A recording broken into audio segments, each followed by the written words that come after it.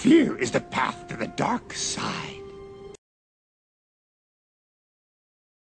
Work for us or do we work for the government? Should government really assume responsibility for social order and individual well-being? Or do social order and individual well-being thrive in spite of the government, not because of it? Tonight, government power and personal responsibility. Big government philosophies on the right and the left dictate that the social ills we face demand more big government to address them. In the conservative view, the world is full of moral wickedness, and only laws emanating from a strong central government can ensure that people and the nation behave properly. In the liberal view, the world is filled with individuals who would trample on your natural rights and exploit you and oppress you if given the opportunity. Liberals argue that a strong centralized government can best prevent this from happening.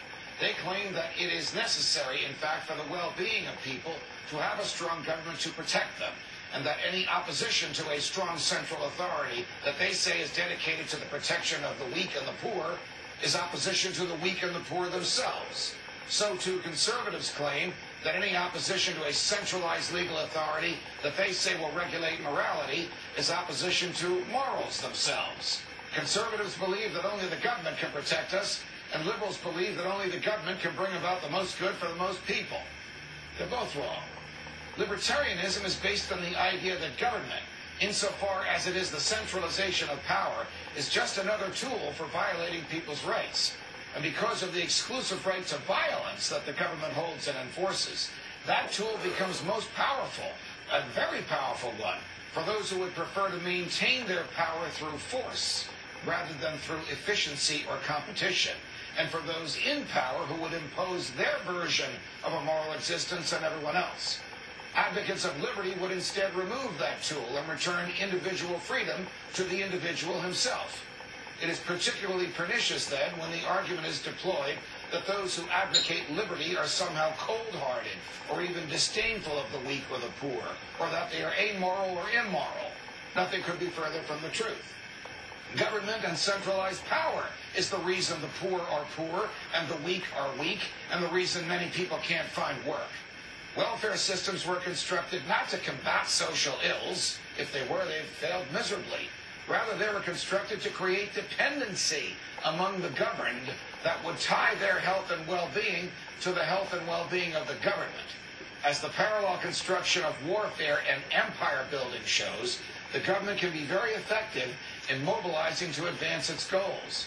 The important thing is never to confuse the government's stated goals with its truly intended goals. For example, government schools aren't failing, they're succeeding in creating citizens who have a broad misunderstanding of history, limited critical thinking skills, and a stifled sense of expression, because this is what the schools were built to teach.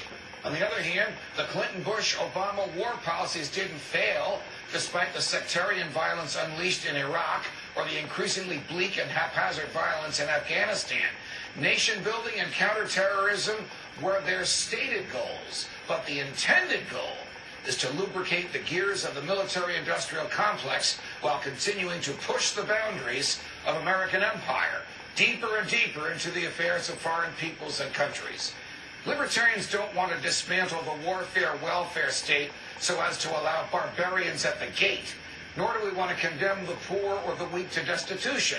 Government has condemned the poor and weak to poverty and weakness. Government has used its authority to destroy those tools which individuals and communities can and have used to secure the conditions they desire for themselves.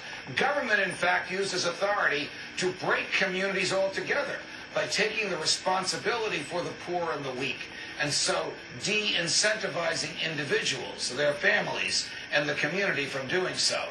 This explains why the government distributes more in welfare than it collects from people who pay taxes. We turn to the government instinctively at the first sign of trouble or disorder. We submit unquestioningly to its authority and assume its best intentions. We should not do so. If we are serious as a people about taking care of the poor and the weak among us, then we should get serious about it.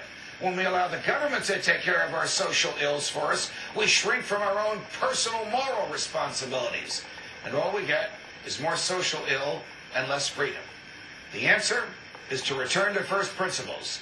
The government should protect us from force and fraud and then leave us alone. It must recognize that our freedoms come from our humanity, that our souls are immortal, that it is merely a temporary institution based on fear and force. It cannot spend more than it takes in. It cannot kill except in actual self-defense. And it cannot take our property and give it away. Freedom is the ability to obey your own conscience and free will. Government is fear and force telling you what to do. From New York, defending your freedom every night of the week. So long, America. Fear leads to anger. Anger leads to hate. Hate leads to suffering.